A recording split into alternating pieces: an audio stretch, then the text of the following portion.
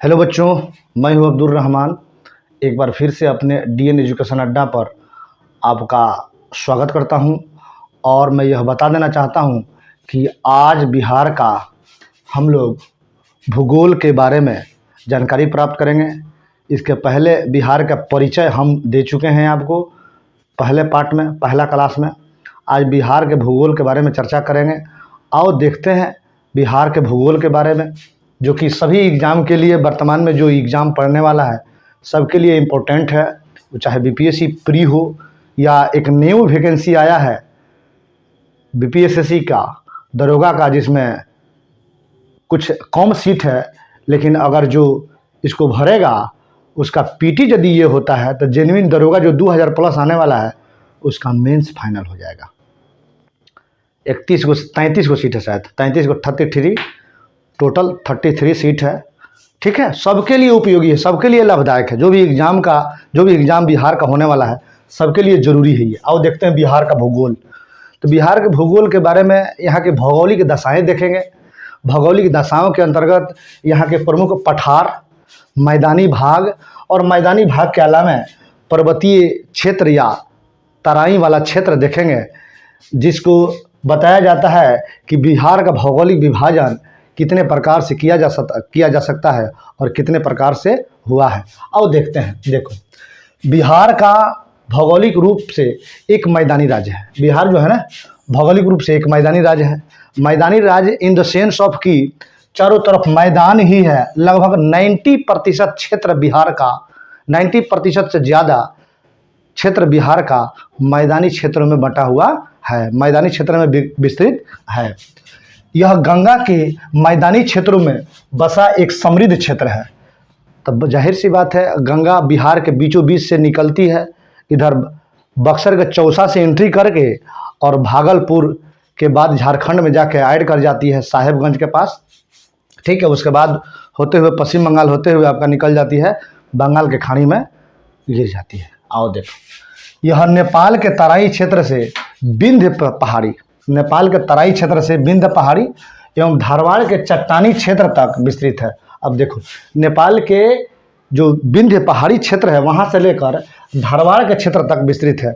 यानी पहाड़ी क्षेत्र जो हुआ विंध्य क्षेत्र, वह हुआ है आपका, समझ जाओगे, सोमेश्वर श्रेणी, पश्चिमी चंपारण और आपका रामनगर दून और दून घाटी, यहाँ से लेकर एक बार धारवाड़ चट्टान या विंध्य चट्टान तक इसका विस्तार है। मैंने वहाँ से लेकर एक बार भभुआ कैमूर तक इसका विस्तार, रोहतास जमुई और रोहतास जमुई के आसपास जो क्षेत्र है पर्वतीय क्षेत्र, वहाँ तक इसका विस्तार है। आओ देखो, बिहार पूर्वी भारत में स्थित एक राज्य है जो भौगोलिक रूप से 3 भागों में विभाजित है। भारत के पूर्वी भाग में बिहार स्थित है। जैसे भारत का मान लीजिए मैप अगर बनाते हैं आप, ये नीचे वाला पार्ट जो है, नीचे वाला पार्ट जो है, नीचे वाला पार्ट जो है, सॉरी एक मिनट, नीचे वाला पार्ट जो है,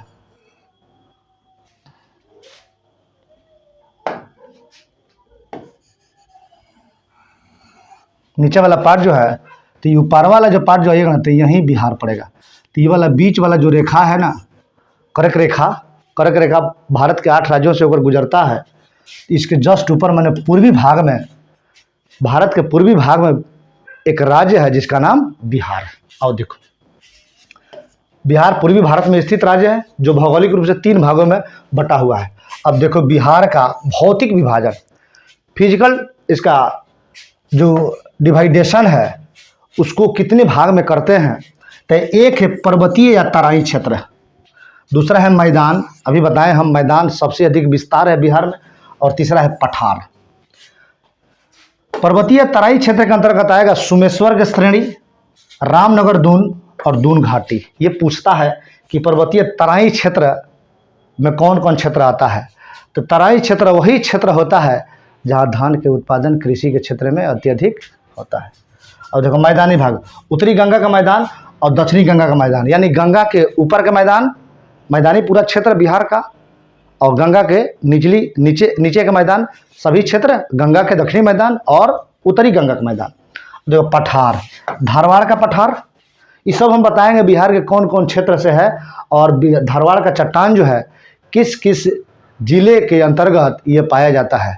धारवाड़ का चट्टान जहाँ से खनिज उत्पादन की व्यवस्था ज़्यादा होती है। विंध्य की चट्टानें, विंध्याचल पर्वत श्रेणी जिसका विस्तार आपका कैमूर तक है, रोहतास कैमूर तक है। आओ नेक्स्ट देखते हैं।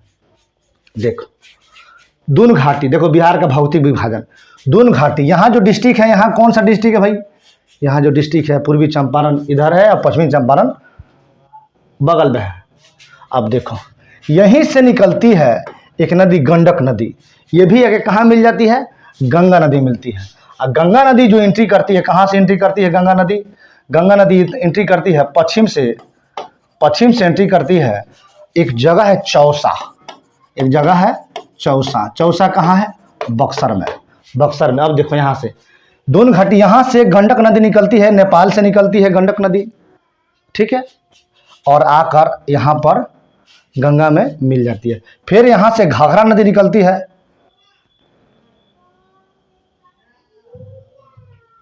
घाघरा नदी निकलती है, घाघरा नदी, और आकर ये भी यहाँ पर गंगा में मिल जाती है। अब देखो यहाँ से सोन नदी दक्षिण से निकलकर कहाँ जाकर गंगा में मिल जाती है।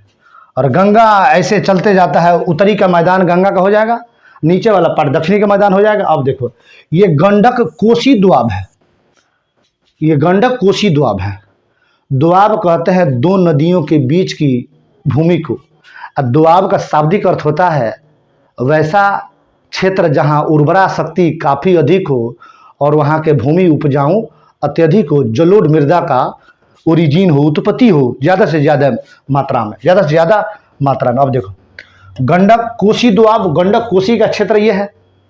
अब देखो कोसी महानंदा दोआब, ये कोसी महानंदा का क्षेत्र है। अब देखो इधर एक कोसी नदी है तो गोसाई थान से निकलती है नेपाल से, और इधर महानंदा है, महानंदा है, और इधर से गंगा जा रही है।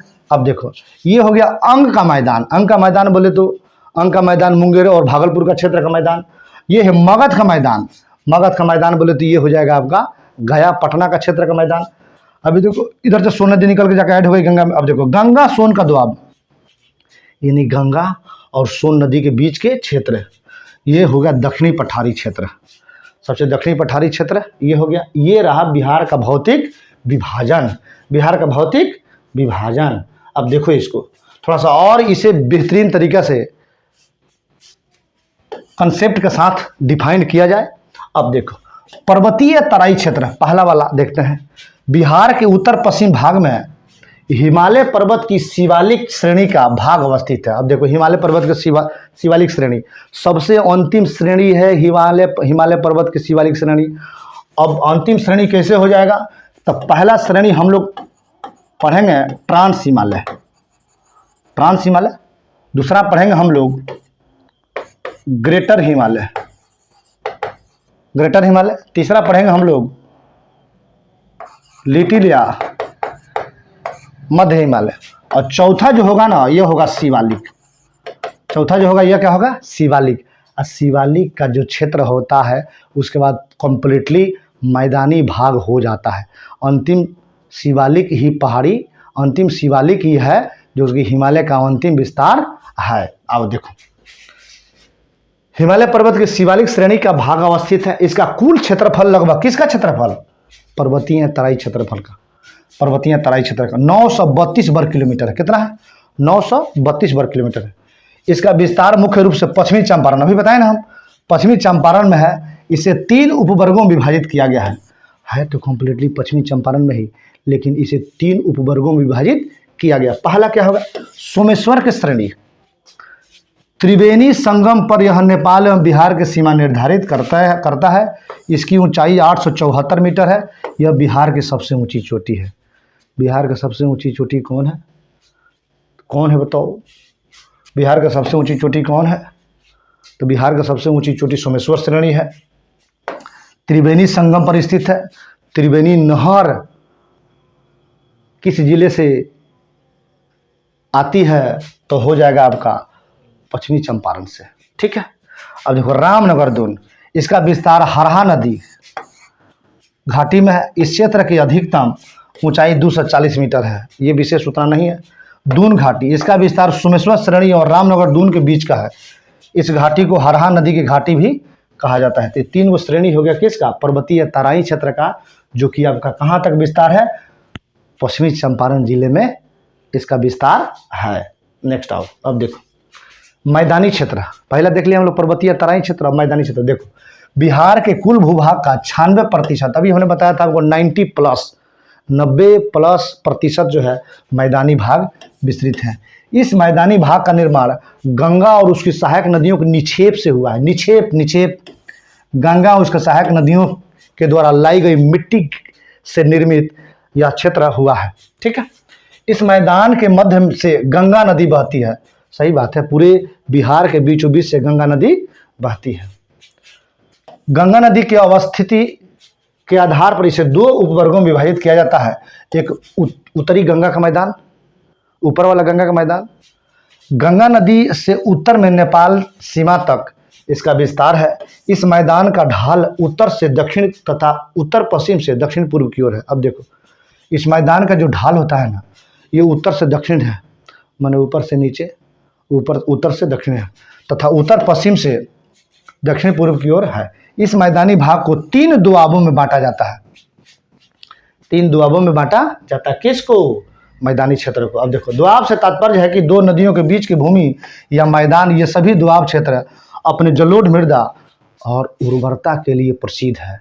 अपने जलोढ़ मृदा और उर्वरता के लिए प्रसिद्ध। अब देखो घाघरा गंडक दोआब यानी घाघरा गंडक के बीच के क्षेत्र, गंडक कोसी दोआब यानी गंडक और कोसी नदी के बीच के क्षेत्र, उसके बाद कोसी महानंदा दोआब यानी कोसी और महानंदा के बीच के क्षेत्र।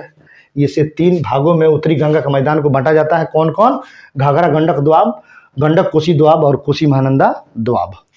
नेक्स्ट आओ, अब देखो दक्षिण गंगा का मैदान। पहला हम लोग देख लिए उत्तरी गंगा का मैदान, अब देखेंगे दक्षिणी गंगा का मैदान। अब देखो गंगा नदी से दक्षिण और दक्षिण के पठारी पहाड़ी क्षेत्र के मध्य दक्षिण गंगा का मैदान अवस्थित है।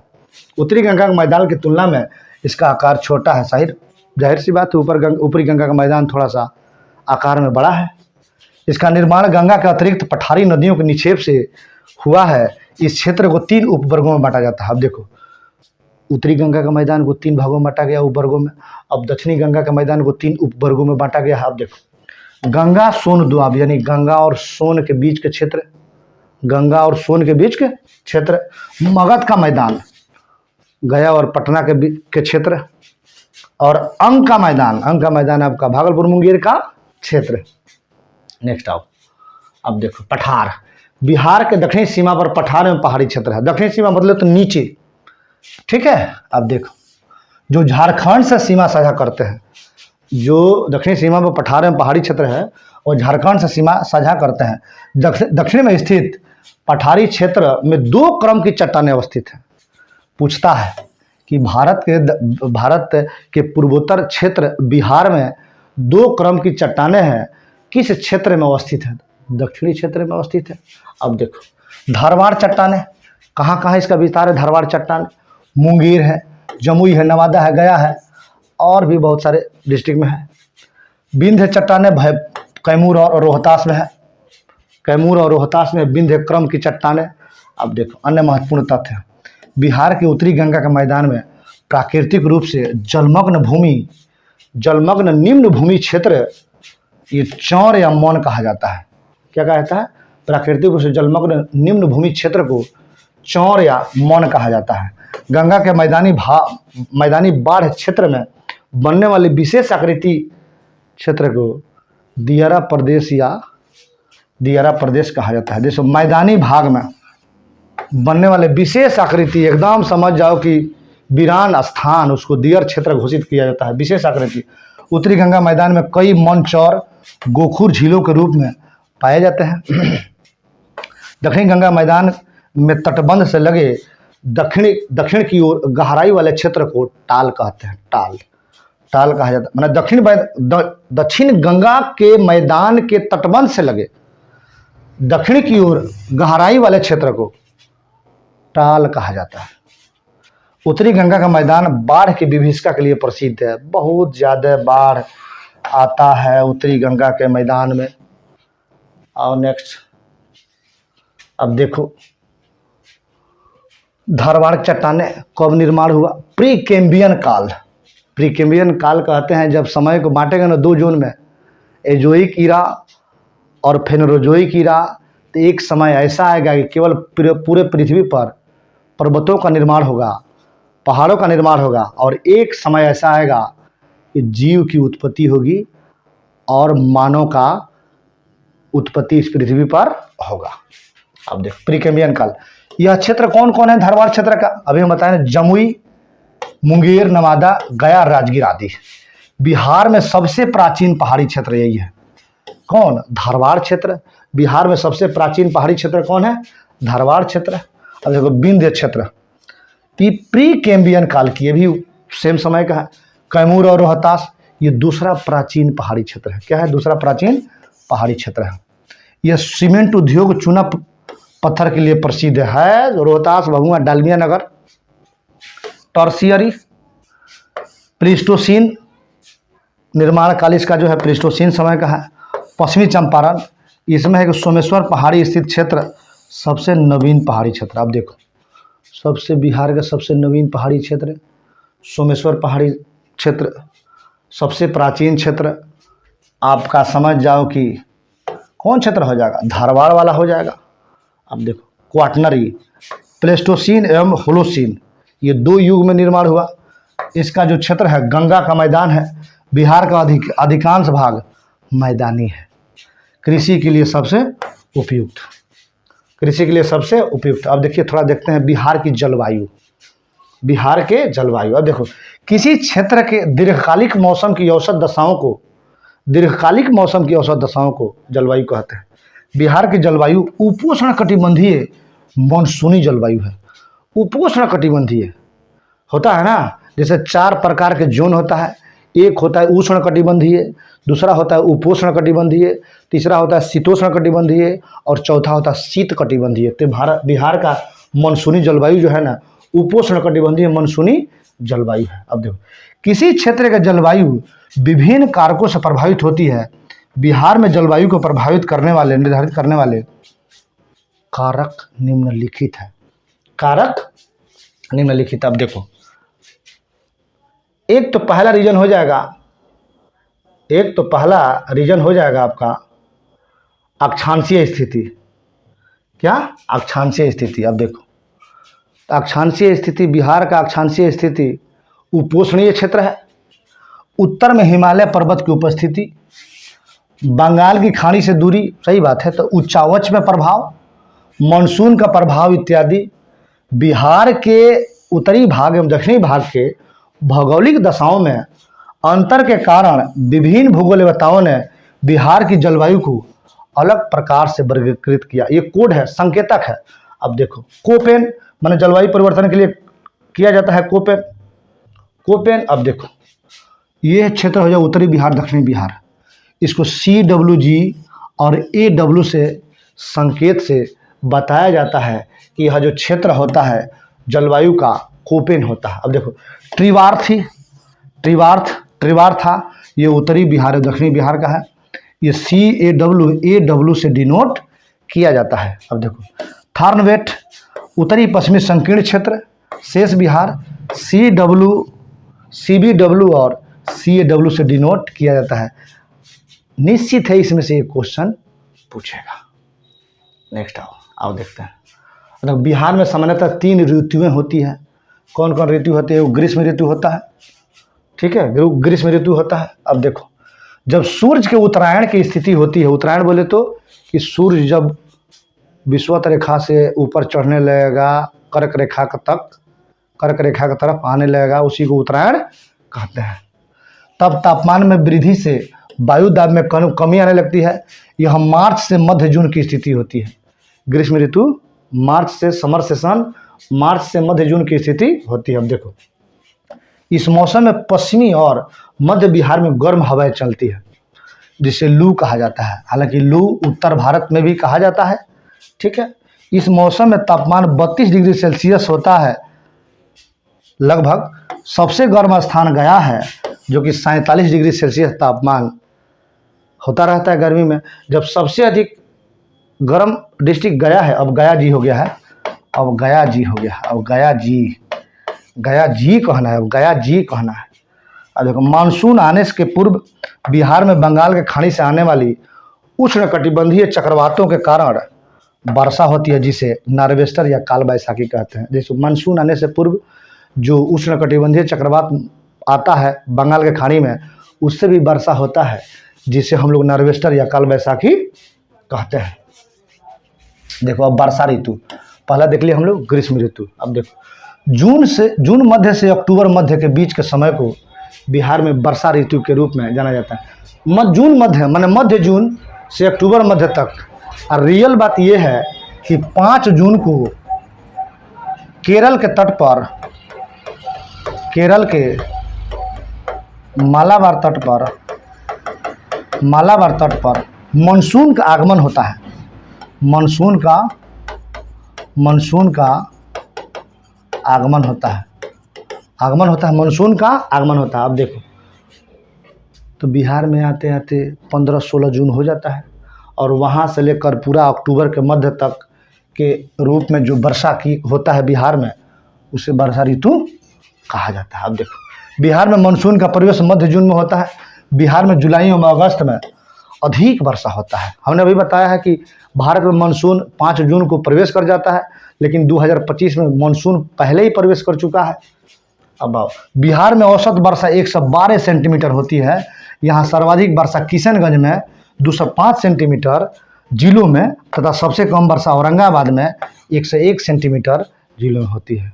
तो सर्वाधिक वर्षा किस जिले में? किशनगंज में। सबसे कम वर्षा किस जिले में? औरंगाबाद में होती है। नेक्स्ट आओ, अब देखो, बिहार में दक्षिणी पश्चिमी मानसून की बंगाल की खाड़ी की जो शाखा होती है वह सर्वाधिक वर्षा कराती है।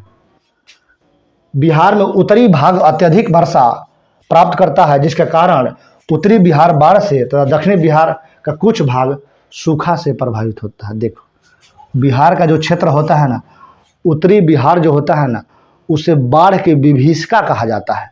बाढ़ की विभीषिका इसलिए कहा जाता है कि उधर जो है ना, नदियों का उफान आता है, सबसे अधिक प्रभावित उत्तरी बिहार होता है। हालांकि कुछ दक्षिणी बिहार का क्षेत्र है जो कि सूखा से प्रभावित होता है। एक जगह बहुत पानी हो जाता है, एक जगह पानी बिना सूखा पड़ जाता है। अब देखो, शीत ऋतु तीसरा, इसका काल मध्य अक्टूबर से लेकर फरवरी तक होता है।